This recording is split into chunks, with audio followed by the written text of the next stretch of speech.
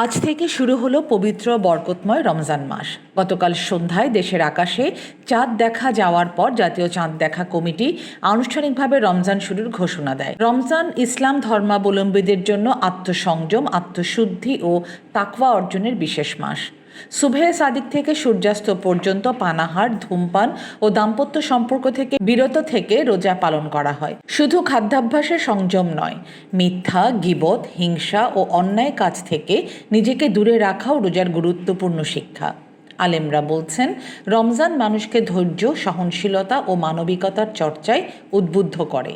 রাজধানী সহ দেশের বিভিন্ন মসজিদে তারাবির নামাজ আদায়ের প্রস্তুতি সম্পন্ন হয়েছে।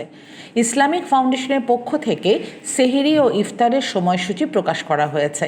মুসল্লিরা মসজিদে জামাতে নামাজ আদায়ের পাশাপাশি ঘরে বসেও বেশি বেশি নফল ইবাদত, কোরআন তিলাওয়াত ও জিকির আজকারের মাধ্যমে সময় কাটাতে প্রস্তুতি নিয়েছেন। সংযম, সহমর্মিতা ও মানবিক মূল্যবোধ জাগ্রত করার মাস রমজান। আল্লাহর সন্তুষ্টি লাভের আশায় দেশ জুড়ে ধর্মপ্রাণ মুসলমানরা ইবাদত বন্দেগিতে নিমগ্ন থাকবেন, এমনটাই প্রত্যাশা সবার।